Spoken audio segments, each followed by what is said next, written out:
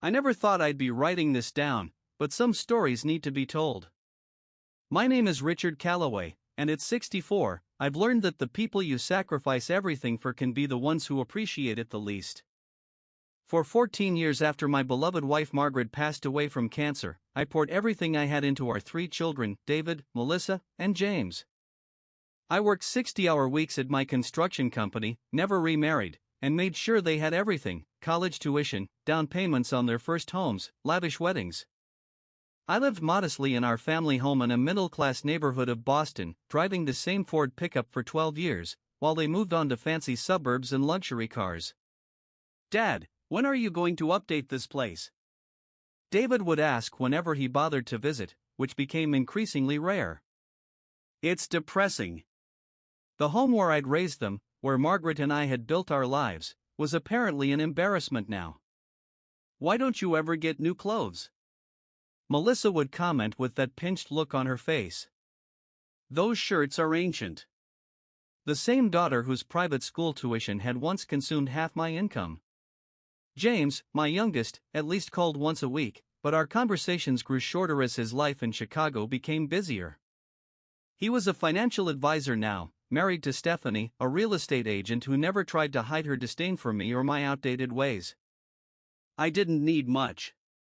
After a lifetime of hard work, simple pleasures were enough: fishing at dawn on the harbor, playing chess at the community center with other retirees, volunteering at the Veterans Center where my father had once found community after Vietnam. The real story began last Thanksgiving, when I made the 3-hour drive to David's McMansion in the Connecticut suburbs. His wife Vanessa had made it clear over the years that my presence was tolerated, not welcomed. She came from money and had certain standards, as she put it. I arrived with a bottle of whiskey, a homemade apple pie, Margaret's recipe, and gifts for my grandchildren, Emma and Tyler, who at 10 and 8 barely knew me. The house was immaculate, like a museum where nothing could be touched. Family photos lined the walls, yet strangely, none included me. "Dad's here," David announced flatly when I knocked, not bothering to hug me as he took the pie with a cursory nod. Vanessa air-kissed my cheek, already turning away before the gesture was complete. "You can put your coat in the guest room," she said. "We're about to start appetizers." The dinner itself was a masterclass in subtle exclusion. Conversation flowed around me: talk of vacations in the Maldives, private school fundraisers, country club memberships, topics selected precisely because I couldn't contribute. My questions about the kids' interests were answered in monosyllables before the conversation pivoted back to their world. It was during dessert that I overheard it. I had stepped into the hallway to use the bathroom when Vanessa's voice drifted from the kitchen, not bothering to lower her volume. "I swear, it's like having a relic from another century visit. Does he own anything that wasn't purchased during the Bush administration? The first one?" David's laugh cut deeper than her words. "What do you expect? Dad's never had any ambition beyond swinging a hammer. Mom was the one with all the class." "Well, your brother says we should be patient with him," Vanessa continued, mimicking quotation marks with her voice. "But honestly, how long do we have to keep inviting him?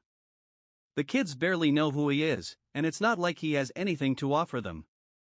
No connections, no wisdom about the modern world. Just fishing stories and complaints about his arthritis." I stood frozen, my hand on the bathroom doorknob, as David replied, "James is always defending him. But even he admitted last month that Dad's becoming kind of useless. Just killing time until." He didn't finish the sentence. He didn't need to. I quietly returned to the dining room, made an excuse about feeling tired, and left shortly after. The 3-hour drive home felt like 3 days, every mile stretching out as I replayed those words in my mind. Useless. Nothing to offer. Killing time. For decades, I defined myself by what I could provide for my family. My worth had been measured in tuition checks, down payments, and the countless hours I'd worked to secure their futures. Now that those things were no longer needed, what was I to them? Back at my house, the house Vanessa found so depressing, I poured myself a generous glass of bourbon and sat in Margaret's old reading chair. The silence felt different that night. Not peaceful, but empty. They have no idea, do they, Maggie? I whispered to the photo of my late wife on the mantelpiece. Her smile, frozen in time from our 30th anniversary, seemed to hold a different meaning now. A secret understanding. Because what David, Melissa, and James didn't know, what I had never told them, was that their simple, unambitious father was worth just over $10 million. The construction company I'd started with a single truck and 3 employees had grown steadily over 4 decades. While I'd handed over day-to-day operations to my trusted foreman Victor 5 years ago, I still owned it outright. Real estate investments I'd made in the 1990s in what were then undesirable parts of Boston had appreciated tenfold as the city transformed. The modest lifestyle I maintained wasn't born of necessity but choice. Margaret and I had always believed in living below our means. I'd planned to leave everything to the kids, of course. The company, the properties, the investment accounts. It seemed the natural order of things. But as I sat there that Thanksgiving night, something shifted inside me. A question formed: did they deserve it? More importantly, would inheriting millions change who they had already become? The next morning, I called my longtime attorney, Michael Abernathy. "Rick, it's been a while. Everything okay?" Michael had handled my business affairs for 30 years and was one of the few people who knew the full extent of my assets. "I need to make some changes to my will," I said simply. "Big changes or little tweaks?" "Big enough that I think we should meet in person." 3 days later, in his downtown office overlooking Boston Harbor, I laid out what I wanted to do. Michael listened without judgment, occasionally jotting notes, his expression giving nothing away. "You're sure about this?" he asked when I finished. "I've never been more sure of anything." He nodded. "It's unorthodox, but completely legal. I'll need about 2 weeks to draw everything up properly. And they won't know until the conditions are met. Everything will appear normal until then." That was the beginning. What followed was a careful, deliberate plan, not of revenge, exactly, but of revelation. A controlled experiment to answer a question that had haunted me since Thanksgiving: if my children saw me only as the money and support I could provide, what would happen if they believed there was suddenly a fortune to be had? The opportunity came sooner than I expected. 3 weeks before Christmas, I received a call from James, my most attentive child. His voice had an unusual enthusiasm. "Dad, how've you been? I was just thinking about you." "Were you now?" I said, trying to keep the skepticism from my voice. "What's on your mind, son?" "Well, Stephanie and I were talking about the holidays, and we thought, why don't you come stay with us for New Year's? We're having a party at the house, nothing too fancy, just some friends and colleagues. You could fly out to Chicago, stay for a week or so. We've got plenty of room." This was unusual. In 14 years, James had invited me to Chicago exactly twice, for his wedding and when my first grandchild was born. Both visits had been marked by polite distance, scheduled activities, and an unspoken countdown to my departure. "What brought this on?" I asked. A slight pause. "Do I need a reason to want to spend time with my father? It's been too long, that's all." I agreed to think about it and promised to call back. Within an hour, my phone rang again. Melissa this time. "Daddy?" She hadn't called me that since she was 16 and wanted to borrow the car. "I heard James invited you for New Year's, but I wanted to extend an invitation too. Lisa is coming home from college, and she's been asking about her grandpa. We're having a small gathering, very intimate. Much more your speed than whatever James is planning." Again, I promised to consider it. By evening, David had texted, "Dad, know you have options for NYE, but we'd love to have you. Kids miss you. Let me know." The kids who barely acknowledged me at Thanksgiving suddenly missed me? Something had changed, and I had a strong suspicion what it was. I called Victor, my company foreman and closest friend. Victor, did anyone from my family contact you recently? A hesitation told me everything. James called yesterday. Said he was thinking about his future, wanted to understand more about the business, how it runs, what it might be worth someday. Asked a lot of questions about retirement plans. Your retirement plans, specifically. Just as I thought. Someone, most likely James with his financial advisor connections, had done some digging. Perhaps they'd discovered the company's true value, or gotten wind of my real estate holdings. However it happened, word had spread among my children that the useless old man might be worth something after all. The irony wasn't lost on me. For years, they couldn't be bothered to call regularly, and now all three were competing for my company at the holidays. I decided to accept James's invitation. Chicago in winter wasn't my idea of a vacation, but it positioned me perfectly for the next phase of my plan. I'd love to come, I told him when I called back. And actually, I've been meaning to talk to you all about some financial matters. Maybe we could find time while I'm there to discuss the future? The eagerness in his voice was almost comical. Absolutely, Dad. Anything you need. I'm here to help. I'll bet you are, I thought. Before leaving for Chicago, I met again with Michael to ensure everything was in place legally. We finalized the changes to my will and established the trust structures I wanted. I also made one additional request. I need documents, investment statements, property assessments, business valuations showing my net worth. But I need 2 sets. Michael raised an eyebrow. 2 sets? One showing the real values. And another, let's say, slightly inflated. How inflated are we talking? Instead of 10 million, make it closer to 30. His eyes widened. That's not a slight inflation, Rick. The numbers need to be big enough to ensure certain behaviors come to light, I explained. But I'm not falsifying legal documents, these are just projections and statements for my personal use, correct? Michael sighed. Technically, yes. But I'm curious where you're going with this. Just testing a theory, I said. About the true price of family loyalty. The flight to Chicago was uneventful. James met me at O'Hare, unusually solicitous, taking my bag and guiding me to his BMW X7 with a deference I hadn't experienced from him in years. We're so glad you decided to come, Dad, he said as we merged onto the Kennedy Expressway. Stephanie's been getting the guest room ready all week. The same Stephanie who once referred to me as blue collar like it was a communicable disease. That's thoughtful of her, I replied, gazing out at the Chicago skyline. How are things at the firm? Busy as always. Actually, I've been meaning to talk to you about some investment strategies. For you, I mean. I worry that you might not be maximizing your retirement funds. And there it was, the opening gambit. Not even 15 minutes from the airport. Funny you should mention that, I said. I've been doing some estate planning recently.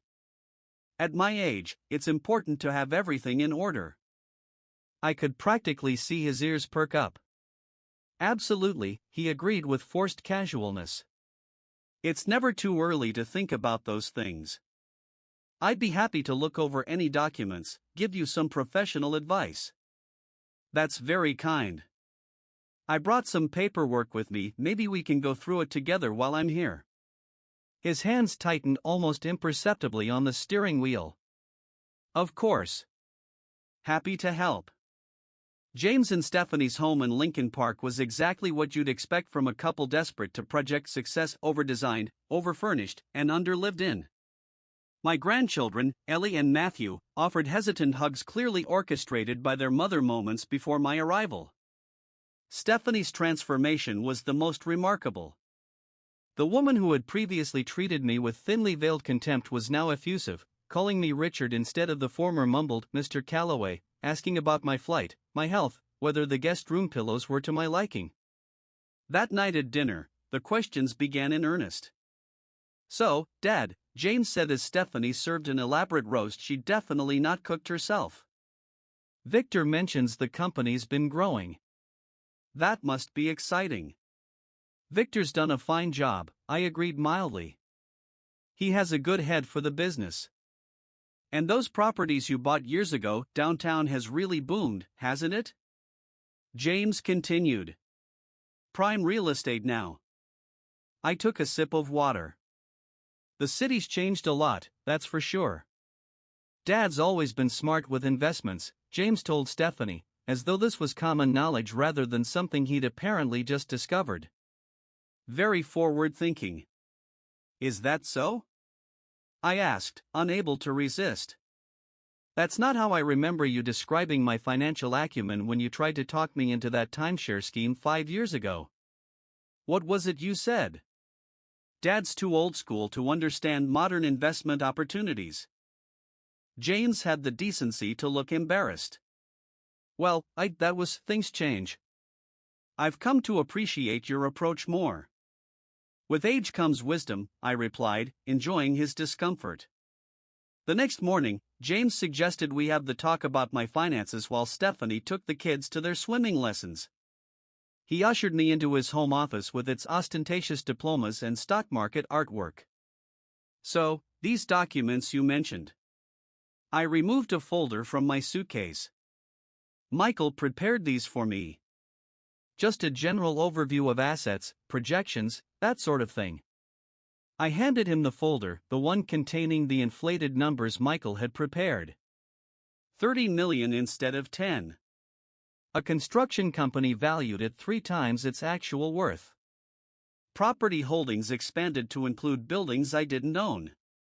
James opened it, his expression carefully neutral as he scanned the first page. Then the second. By the third, his eyes had widened to an almost comical degree. Dad, he said, his voice suddenly hoarse. This is... I had no idea. No idea about what? I asked innocently. That the company was, these numbers are. Surprising? Yes. I mean, I knew you'd done well, but this is, He struggled to find words that wouldn't reveal his naked shock and greed. You've been incredibly successful. I've been fortunate, I corrected. Your mother and I believed in living modestly and investing wisely. James was already turning pages, absorbing figures, recalculating his approach. Does David know about this? Or Melissa? I haven't discussed it with them yet. I thought I'd start with you, given your financial background. The power shift in the room was palpable. Suddenly, James wasn't the sophisticated financial advisor deigning to help his simple father. He was a man who'd drastically underestimated what was potentially at stake. We need to talk about how to protect this, he said, switching to his client voice. Estate taxes alone could eat up millions. And have you considered how to divide things among us kids? Equal shares might not be the most efficient approach, especially considering my expertise in managing these kinds of assets. There it was, the first suggestion that perhaps he deserved more than his siblings. I'm still working through those details, I said vaguely. It's complicated. I could help, he offered quickly. In fact, it might make sense to start transitioning some assets now, before any health issues arise. For tax purposes. Translation, give me my share before you die, and preferably more than my siblings. That's something to consider, I agreed, watching him practically salivate over the paperwork. Let me think about it. That evening, James made a series of phone calls from his office, speaking in hushed tones. I didn't need to eavesdrop to know he was sharing the news with his siblings. The next morning, I had messages from both David and Melissa expressing their disappointment that I wouldn't be spending New Year's with them and reiterating their invitations for whenever works for you, Dad. Really, our door is always open. The New Year's Eve party at James's house had mysteriously grown in scale. What had been described as a small gathering of friends was now a catered affair with hired staff and a guest list that included partners from James's firm and several wealthy clients he clearly wanted to impress, with me as the showpiece. "Everyone, this is my father, Richard," he announced proudly to each new arrival. He built one of the largest construction companies in New England from the ground up. The same company he'd never once asked about in any meaningful way before. Stephanie had apparently informed her social circle as well. Women who'd previously ignored me at family gatherings were now laughing at my mildest jokes and touching my arm when they spoke. "Your son talks about you constantly," lied one Botoxed woman in designer evening wear. Such an amazing American success story. I smiled and played along, watching the performance unfold around me. James introducing me to potential business connections. Stephanie casually mentioning my portfolio in conversations just loud enough for me to overhear. My grandchildren suddenly interested in fishing trips and building projects. Around 11, James pulled me aside. "Dad, I've been thinking about what we discussed. About the estate planning. Have you now? I think we should set up a family meeting while you're here. I can arrange a video call with David and Melissa tomorrow. Start the new year with a fresh approach to the family finances." "That sounds reasonable," I agreed. "I do have some ideas I'd like to share with all of you." His face lit up. "Great. I'll set it up for tomorrow afternoon." At midnight, as champagne flowed and Auld Lang Syne played, James raised his glass in a toast. "To family," he said, his arm around my shoulders for the benefit of his watching colleagues. "The most important thing in life." I clinked my glass against his. "To truth," I countered. "And to getting exactly what you deserve." He smiled uncertainly, not understanding the loaded meaning behind my words. He would soon enough. The video call the next day was a marvel of modern hypocrisy. David and Melissa, both with their spouses hovering just within camera range, expressed how wonderful it was to reconnect as a family and how long overdue these kinds of discussions were. "Dad, we've been talking," David began after preliminary pleasantries. "We're concerned that you're still living in that old house by yourself. It's a lot to maintain at your age. We think you should consider downsizing," Melissa added. "Or maybe even moving closer to one of us. We could help take care of you." Translation: let's sell the house you're emotionally attached to and get our hands on that equity. "That's thoughtful," I replied. "But I'm quite comfortable where I am." "But the stairs, the yard work," Melissa persisted. "I manage fine. Now, about the reason for this meeting." I opened the folder in front of me, making a show of reviewing documents while they waited with barely concealed anticipation. "As you know, I've reached a point in life where I need to make decisions about the future. About my estate, and how to handle the assets I've accumulated." Three heads nodded solemnly on screen while James leaned forward beside me. "I've always believed in fairness," I continued. "In treating my children equally."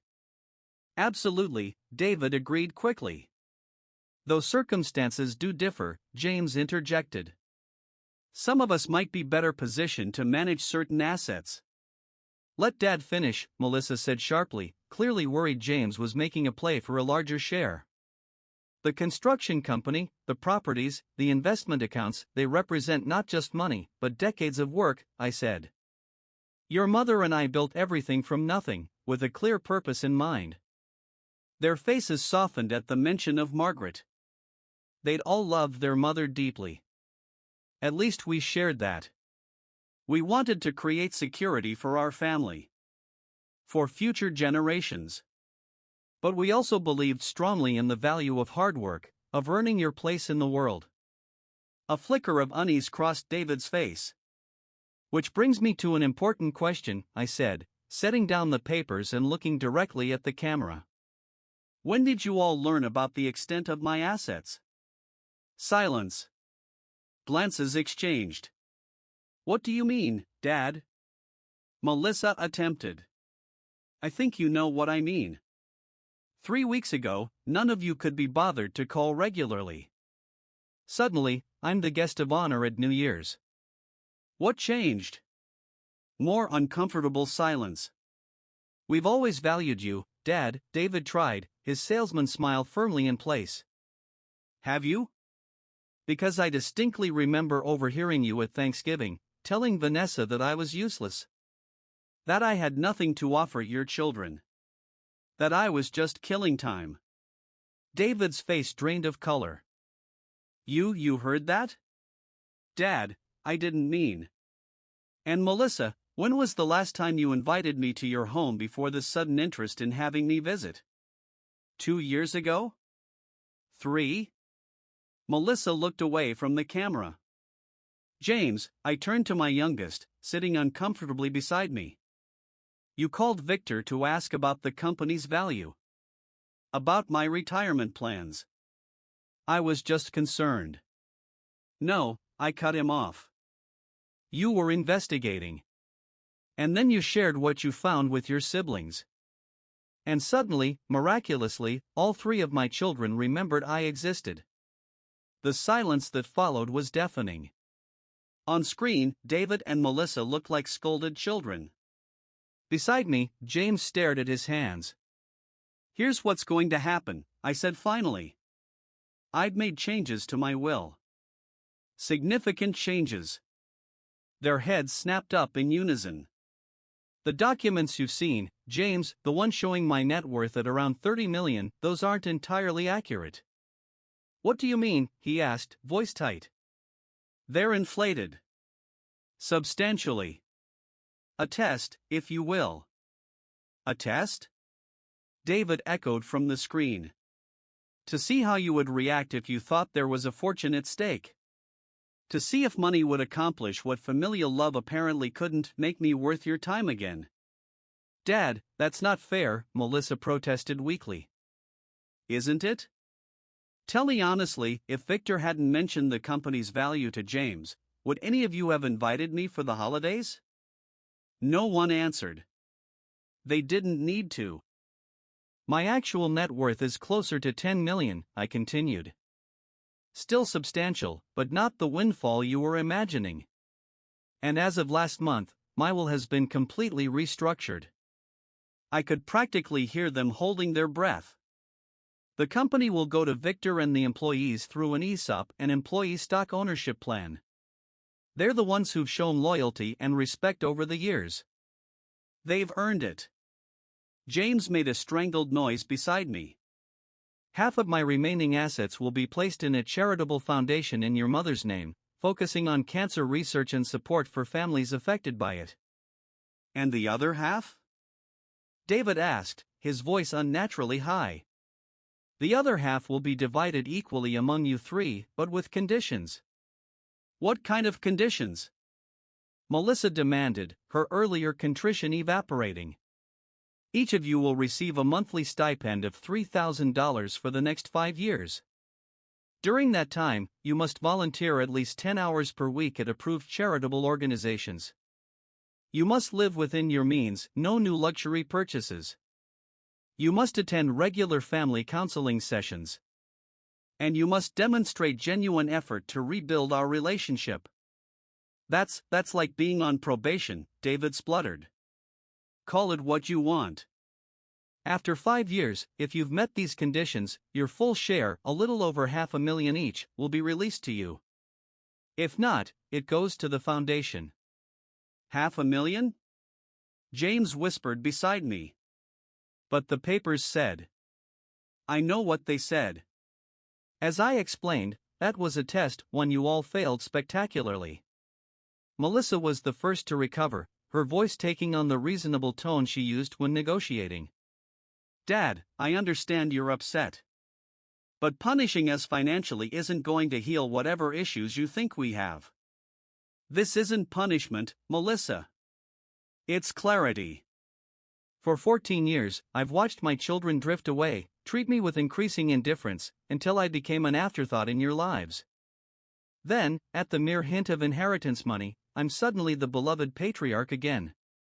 I'm simply responding to the relationship you've all chosen to have with me. So you're disowning us, David said flatly. No. I'm offering you a path forward, one based on authenticity rather than financial expectation. You can choose to take it or not. On screen, Vanessa appeared at David's shoulder, whispering urgently in his ear. Stephanie had entered the room behind me as well, her face a mask of barely controlled fury. This conversation is over, I said, standing up. I'll be checking into a hotel for the remainder of my stay in Chicago. James, please have my things packed and ready in an hour. I left the room to a chorus of protests and recriminations, shutting the door on the noise. In the guest bathroom, I splashed cold water on my face and looked at my reflection. I expected to see anger or vindication, but instead found something closer to sadness. Not regret, I stood by my decision, but mourning for what could have been. When I returned, James was alone in the living room, Stephanie having taken the children to her mother's in a dramatic exit. Was any of it real? He asked quietly as I descended the stairs. The $30 million, the company valuation, was it all a lie? Not a lie. An exaggeration designed to reveal truth. He shook his head. You humiliated us. Set us up to fail. You humiliated yourselves, I corrected. I simply created circumstances where your true priorities would be undeniable even to you. And now you're blowing up the family over it. The family blew up long ago, James. The day of your mother's funeral, when you all decided her death released you from any meaningful relationship with me. I'm just finally acknowledging it. A car service arrived to take me to my hotel. As the driver loaded my suitcase, James made one last attempt. This isn't who you are, Dad. You've always put family first. I paused at the car door. I still do. But I've realized that family isn't just biology. It's mutual respect, genuine care, showing up when it's inconvenient. Victor calls me weekly not because he wants my money, but because he values my friendship. The men at the Veterans Center look out for each other without keeping score. That's family. So what happens now? He asked, suddenly looking very young. That depends on you three. The conditions in my will aren't punitive, they're an opportunity to rebuild something authentic. To become people your mother would be proud of again. And if we refuse? Then you'll have made your choice. And I'll have made mine. I got into the car without looking back. The 6 months since that New Year's Day have been transformative. News of my disinheritance plan spread quickly through the family. Reactions were predictable: outrage, attempts at manipulation, threats of legal action, quickly abandoned when Michael explained the ironclad nature of the arrangements, and finally, a strained acceptance. Melissa was the first to approach me, arriving unannounced at my door in Boston 3 weeks later. I've been thinking about what you said, she began, sitting stiffly in the living room she'd previously criticized. About authenticity. Have you? I didn't like how easy it was for you to believe we only cared about your money. That says something about what kind of daughter I've been. It was the closest thing to honest self-reflection I'd heard from her in years. I'm listening, I said. I'd like to try. The conditions, the counseling, all of it. Not for the money. But because I don't like who I've become. I studied her face, looking for the manipulation I'd grown accustomed to. Instead, I found something unfamiliar: vulnerability. Okay, I said simply. We start with weekly dinners. Just talking. No agenda. She nodded, tears in her eyes. I'd like that. David took longer. 2 months of silence, broken only when his son Tyler asked to interview me for a school project about family history. David brought him to the house, hovering awkwardly in the background as Tyler recorded my stories about building the business, meeting Margaret, the early years of struggle. I didn't know any of that, David admitted when Tyler had gone outside. About how you worked 3 jobs to make the down payment on your first truck. You never asked. He nodded, acknowledging the truth of it. Tyler wants to come back next weekend. Learn how to fish. If that's okay. It was a small olive branch. I accepted it. James has been the most resistant. The financial advisor in him can't reconcile with what he sees as financial irresponsibility, giving the company to employees, establishing strict conditions on inheritance. But even he has begun to thaw, calling occasionally with questions that aren't about money. Last week, he asked about how I'd proposed to his mother, a story he'd never bothered to hear before. As for me, I've found an unexpected liberation in having the truth in the open. The relationships we're slowly rebuilding may never be what I once hoped for, but they're honest. No more pretense, no more transactions disguised as affection. I've expanded my world beyond waiting for my children's attention. I've reconnected with old friends, taken up woodworking again, even started dating a widow named Eleanor from my chess club, something that shocked my children more than the will changes. You're dating? Melissa had asked, bewildered. At your age? I'm 64, not dead, I'd replied. And Eleanor makes me laugh. The foundation in Margaret's name is already established, funding research and support programs at the hospital where she spent her final days. Victor and the employees know about the ESOP plan and have responded with a dedication to the company that confirms I made the right choice. Whether my children will meet the conditions over the next 5 years remains to be seen. The money involved, the $500,000 each would receive, is substantial but not life-changing for them. That's deliberate. This isn't about setting them up financially, but about something far more valuable, the chance to rediscover their character, to remember who they were raised to be. Last week, all three joined me for dinner at the house, the first time we'd all been together since the confrontation. The conversation was stilted at first, old patterns threatening to re-emerge, until Tyler asked innocently about the fishing lures displayed in the den. Grandpa made those, David explained, surprising me. He's really good at it. Maybe he could teach you sometime. I'd like that, I said, meeting my son's eyes across the table. A small moment of connection, fragile but real. Later, as they were leaving, James lingered behind.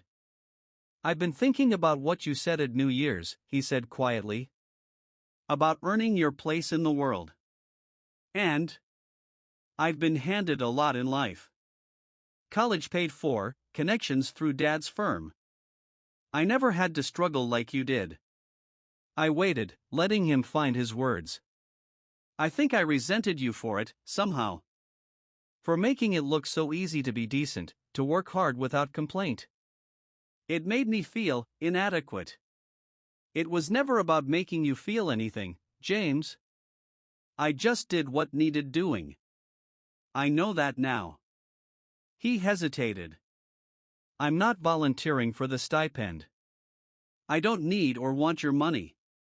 But I am seeing a therapist. Trying to figure out when I started measuring everything in dollars instead of what matters. It was the most honest conversation we had in decades. Your mother would be proud of that, I told him.